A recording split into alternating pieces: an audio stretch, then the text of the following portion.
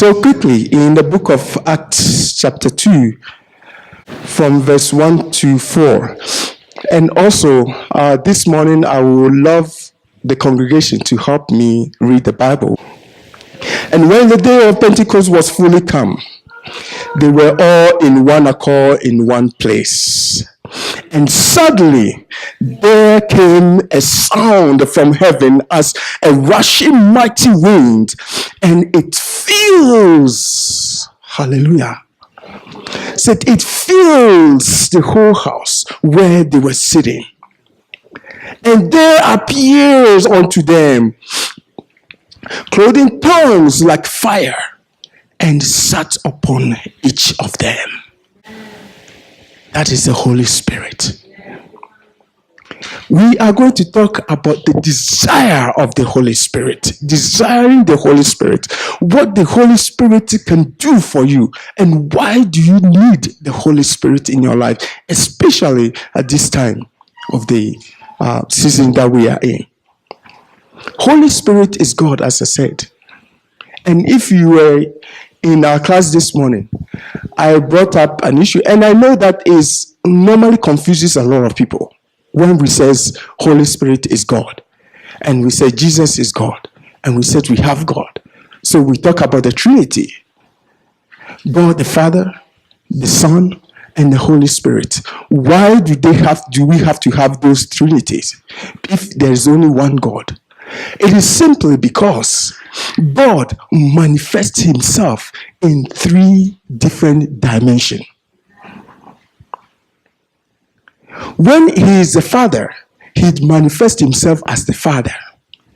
And when he is the Son, he manifests himself as the Son.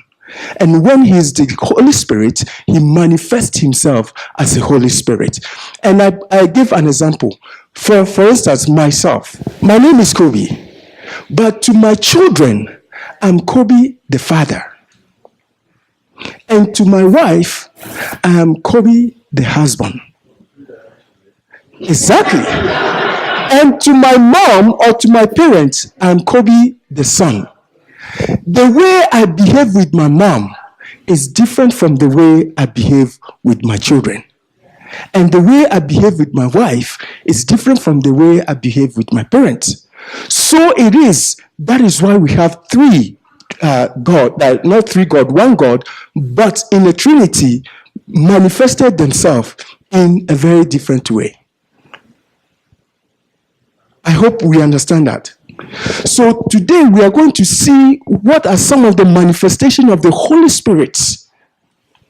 And I'm thankful to God that he was able to bring out some of the verses, not only in the New Testament, but the Old Testament, how the Holy Spirit, and that confirmed that indeed he is God. He manifests himself in it. So in the book of Acts chapter 2, verse 1 to what we read, it described the Holy Spirit as a rushing mighty wind. A rushing mighty wind. Hallelujah. So the Holy Spirit can be described as a wind. We see in some places it was described as what? Fire. And other places it was described as oil. Others was described as power, river, and he is God. So let's see Holy Spirit as fire. In the book of Exodus, chapter 14, the book of Exodus, chapter 14, verse 21.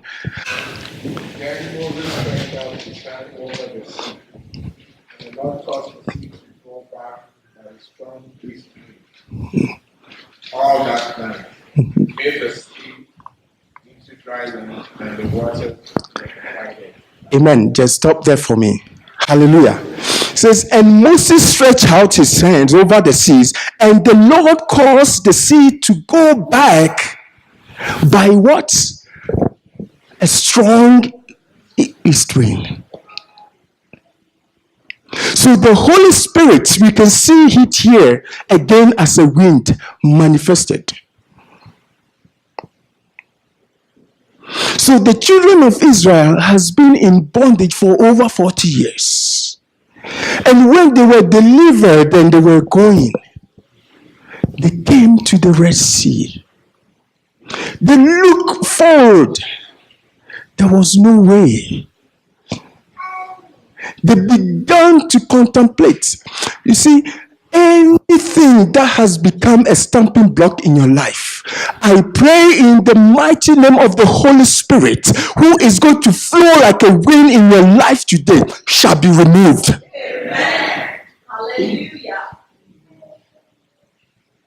There was no way to move forward. And they turned back and they saw that the enemies that released them began to pursue them.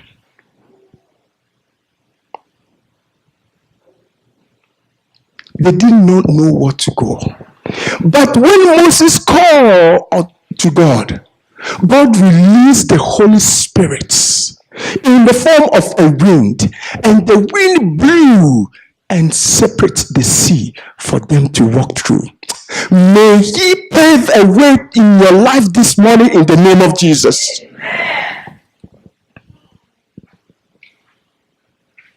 They walked through the Red Sea, and the Bible said the enemy also pursued them.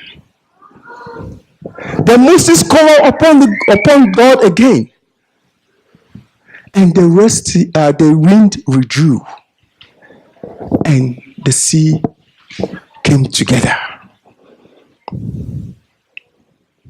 As you liberate yourself to the Holy Spirit this morning, every enemy, generational enemy that is pursuing you, you will see them no more in the name of Jesus Christ.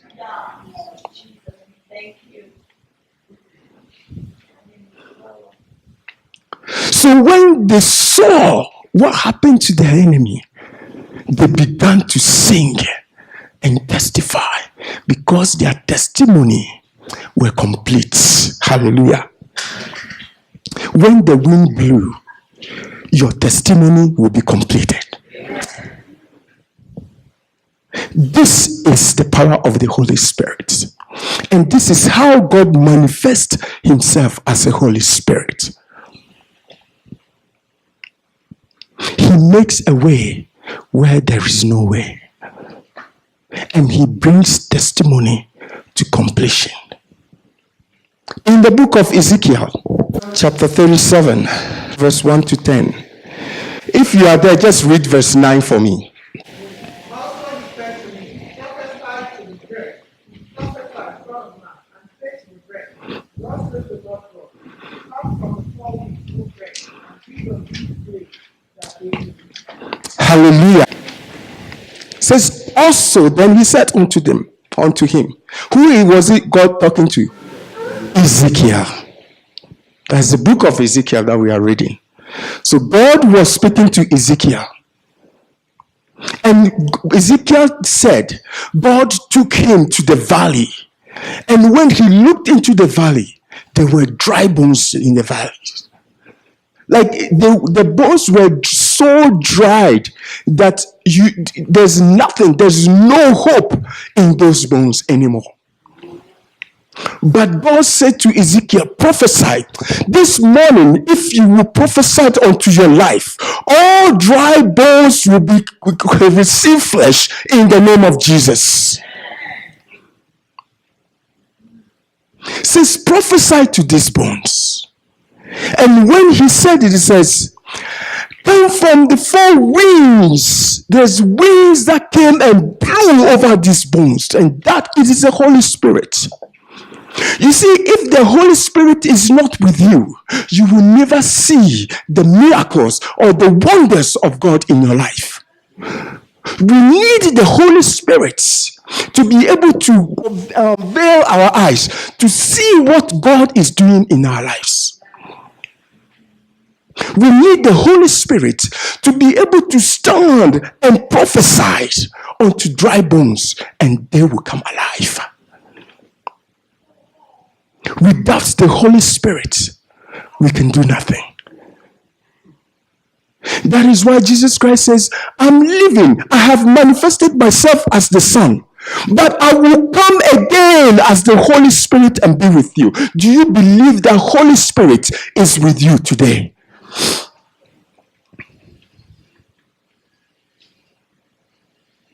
So he told him, prophesied.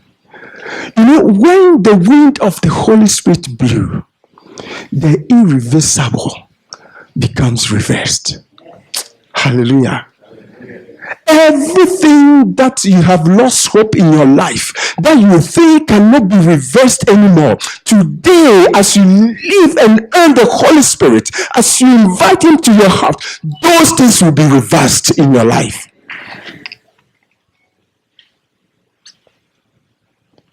Let the power of the Holy Spirit begin to travel with you in your life. So he prophesied, and he saw that the bones were coming together. And the wind blew, and flesh were coming. There was no breath in those people who God has formed again. And he says he breathed unto them. Again, the Holy Spirit breathed. Remember, when God created the man, he says, the man, he looked at him, he was laying down there. There was no breath in him. How can I make this without making it alive? So God decided, let me breathe the breath of the Holy Spirit into him. When the Spirit comes upon you, every mortal becomes life. Yes. Anything that is dead in your life will come back to life.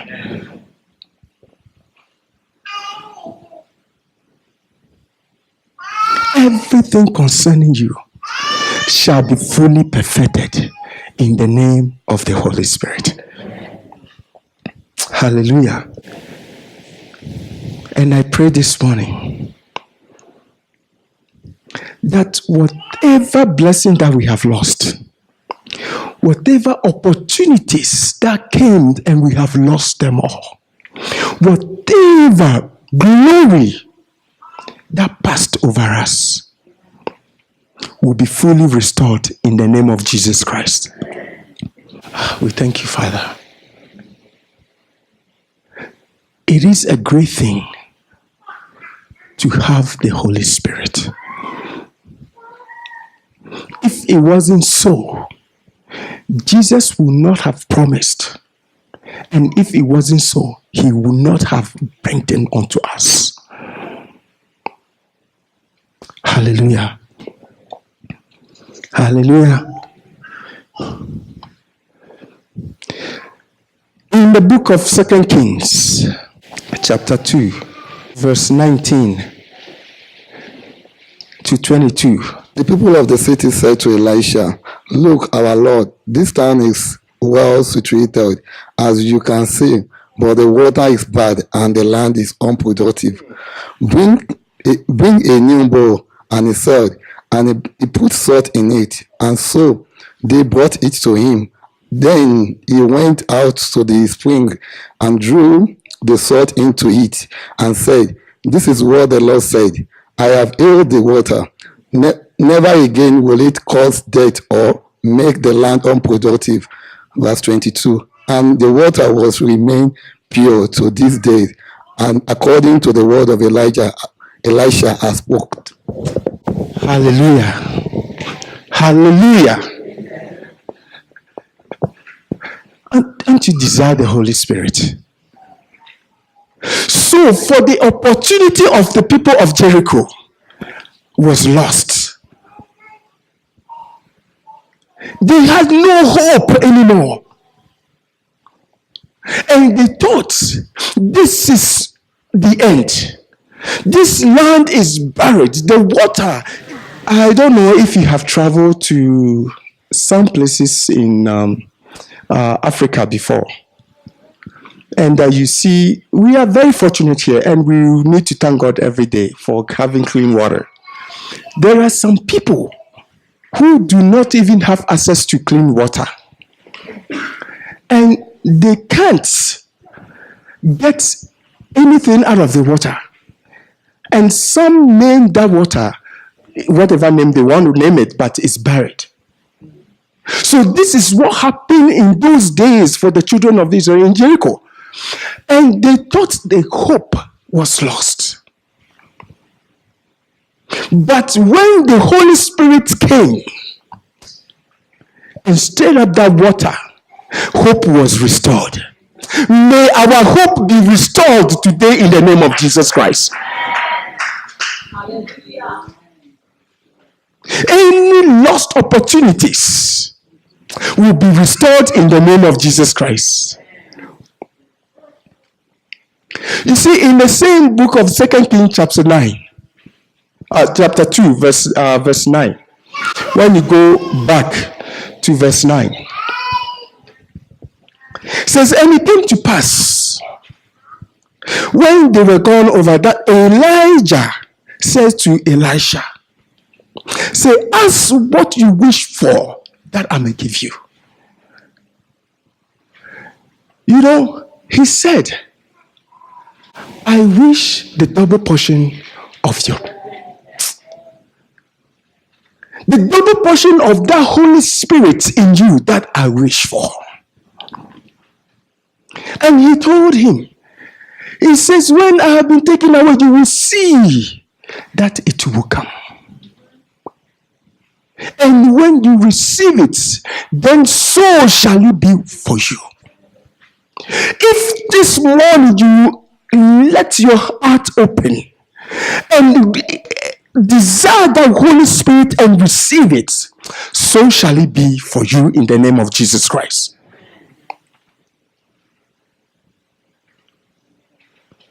When the Holy Spirit comes upon you, it takes you into your destiny. Elisha received it and he entered into his destiny. If you receive it this morning, you will enter into your destiny. Hallelujah. Holy Spirit, the plans that the Lord have in your life, without the Holy Spirit, cannot be fulfilled. And it is only when you become a spiritual Christian that you can see the fulfillment of God's plans in your life. And I pray this morning that the Holy Spirit will fill us, that every plan of God in for our life shall be fulfilled in the name of Jesus Christ. And let's quickly talk about Holy Ghost as fire. In the book of Judges,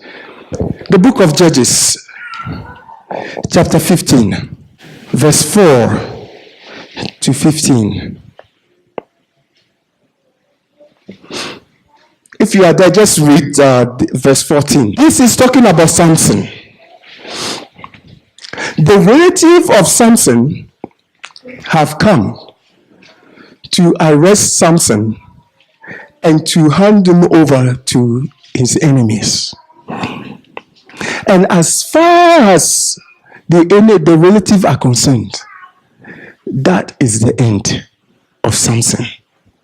But let's see what the Holy Spirit did. It came in the form of fire. Yes. Yes.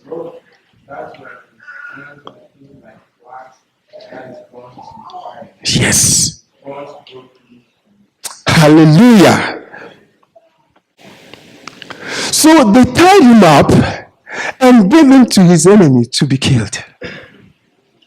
But the Bible says, when they began to shout it at him, the Spirit of the Lord came mightily upon him, and the cord, the rope that was tying him, began to flame, burning with fire. That is the Holy Spirit. Hallelujah. The Holy Spirit came and set him free in the form of fire. Hallelujah. Whatever the enemy has planned to do in your life, may he be burned by the Holy Spirit fire in the name of Jesus Christ. And the Bible testified that after that, he took an axe and destroyed all of them. He destroyed all of them.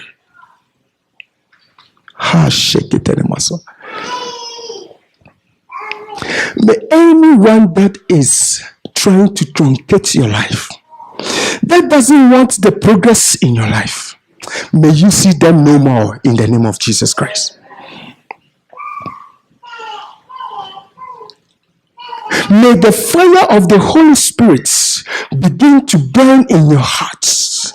May he put you in the flame for God, that the enemy will not have access unto you. Hallelujah. In the book of Acts, chapter 2 that we read, when we read the whole chapter, also you will see how the Holy Spirit, the fire of the Holy Spirit, when it comes upon you, it brings the potential. Hallelujah. May the Holy Spirit bring back the potentials that God has given unto us, to be revealed in the name of Jesus Christ. It brings the potential of a man into a reality. You remember Peter, an ordinary fisherman. He couldn't even testify that he was a Christian. But when the fire came at the day of the Pentecost, he stood up and preached, and 3,000 souls were saved. Hallelujah. May God bring back the potentials in you. Amen. That you will be on fire for him in the name of Jesus Christ. May he bring to pass all that God has said in your life that you will be doing in the name of Jesus Christ.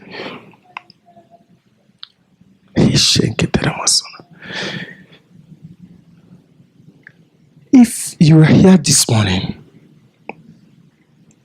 and you have that quiet lodging in your heart, that indeed you desire the Holy Spirit, and that you want God to prove it in your life, I tell you, he will do it. He will do it, oh. He will do it. Says if you lack it, and if you desire it, ask, and he that gives freely will be given it unto you.